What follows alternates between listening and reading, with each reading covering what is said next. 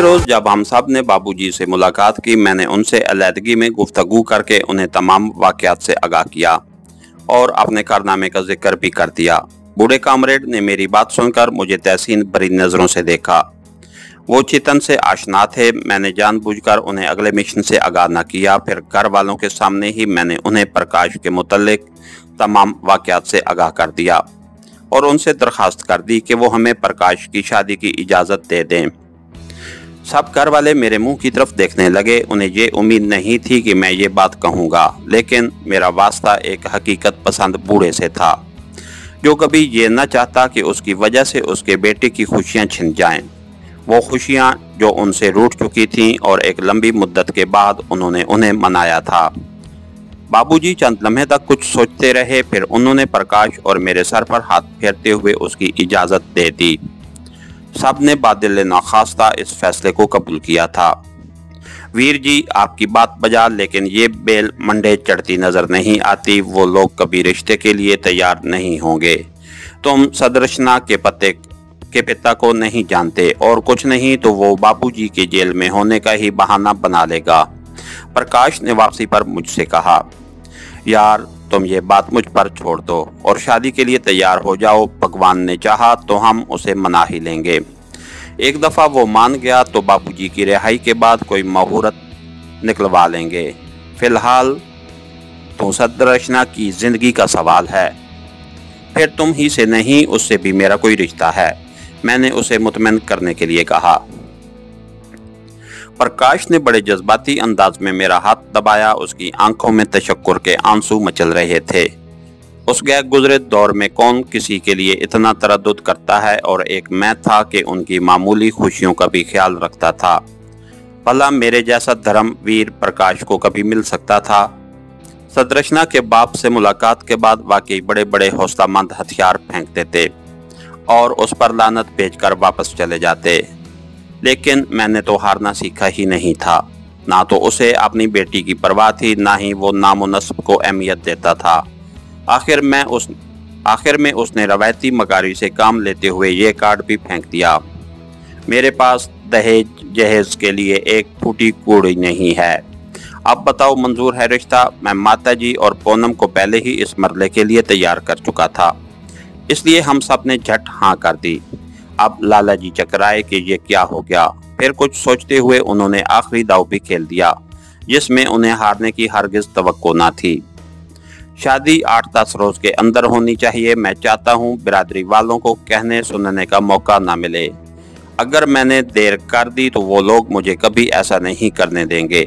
उन्हें उम्मीद थी कि बाबूजी चूंकि जेल में हैं, इसलिए हम उनकी रिहाई से पहले हरगिज शादी के लिए तैयार ना होंगे, लेकिन उसी मौके के लिए मैंने उनसे इजाज़त ली थी। बाकी लोग तो खामोश रहे, लेकिन मैंने फौरन हाँ कह दी। आपका क्या ख्याल है? उन्होंने माताजी को तज़ब्ज़ुब में मुब्तला देखकर कहा। मुझे अपने बेटे की मौजूदगी में अपने स्वामी की कमी महसूस नहीं होगी, उन्होंने कमाल हौसला से काम लेकर बड़े मजबूत लहजे में कहा। पूनम के अलावा खुद मैं और मूसी भी माताजी के इस जवाब से हैरान रह गए। ठीक है, अगले रोज मैं मुहूर्त निकलवा कर मुझे तारीख से आगाह कर दें, लाला जी बोले। उन्हें उम्मीद थी कि ज़ात बिरादरी के लोग इस फैसले की शिद्दत से मुखालफत करेंगे कि हम अपना वचन निभा न सकेंगे। इस तरह वो अपनी सुपुत्री के सामने भी सच्चे रहेंगे और रिश्ता भी अपनी मर्जी से तय कर सकेंगे। वो बड़े पुरउम्मीद थे कि इस बात का नतीजा वही निकलेगा जो उन्होंने अपने ज़हन में तय कर रखा था, लेकिन हमने उसी रोज़ शाम को शगन कर लिया।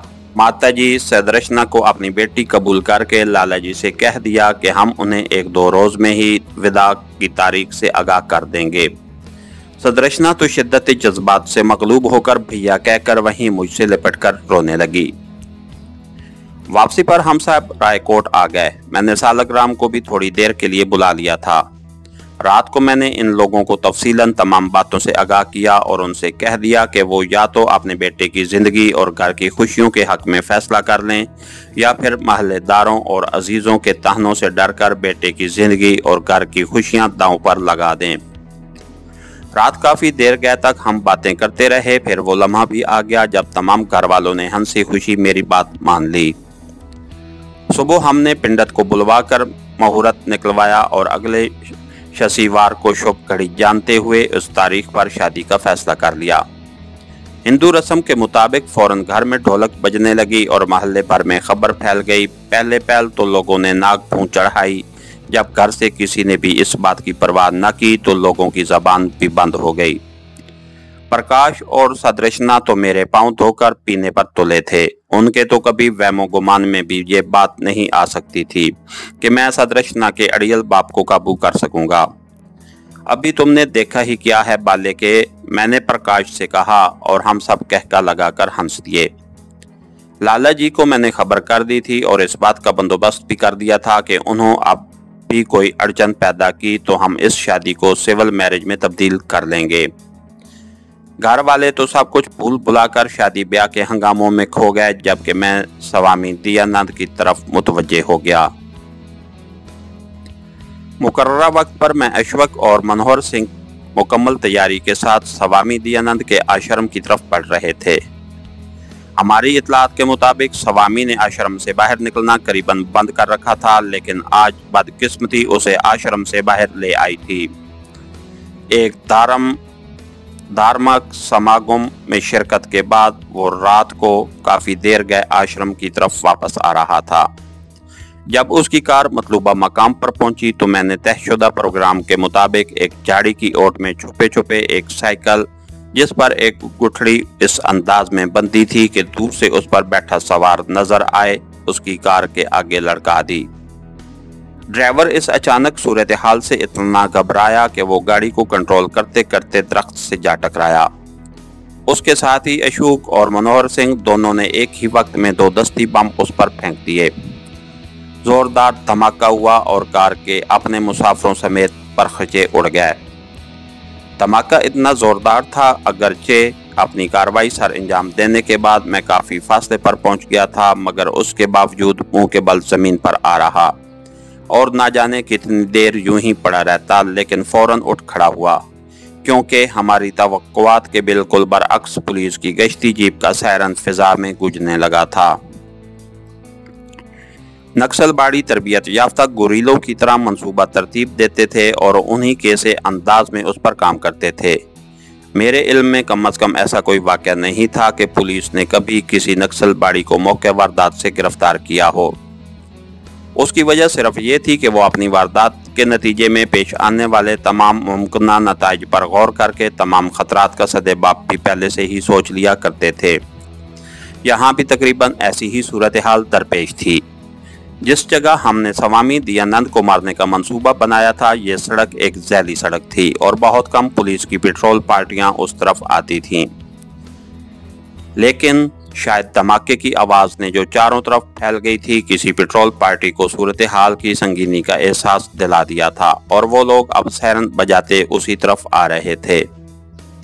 मंसूबे के मुताबिक हम तीनों को अब 3 मुख्तलिफ अतराफ में सफर करना था। मैं तो सलामती से घर जा पहुंचा, जबकि दूसरे साथियों की अभी कोई खबर नहीं मिली थी और मुझे हर लम्हे पुलिस की आमद का धड़का लगा हुआ था। कहीं उनमें से कोई गिरफ्तार हो जाए और वो पुलिस को मेरा पता दे दे। अला सुबह मैंने सबसे पहले दोनों की खैरियत दरियाफ्त की और जब उनके महफूज होने की इत्ला मिली तो जान में जान आई। अब एक लंबे अरसे तक नक्सलबाड़ियों को दुम साधे रखना थी कि उनका तरीकाकार यही था। इस असना में मेरे मामूलात में कोई फ़र्क नहीं आया था। कलकत्ता से वापसी पर मैंने फ्लाइट लेफ्टिनेंट राजकुमार से भी मुलाकात की और ताज़ा तरीन सूरत हाल जानने के लिए दूसरे ज़राए भी बरोए कार लाया। प्रकाश की शादी की वजह से मेरे दोस्तों ने मुझे फ़िलहाल लुधियाना तक ही महदूद कर दिया था, क्योंकि अपने धर्मवीर की शादी में मुझे बाबूजी की गैर मौजूदगी में उनका किरदार अदा करना था। शनिवार को प्रकाश की शादी की खूब धूमधाम से हिंदुवाना रस्म व रवाज के मुताबिक अंजाम पाई।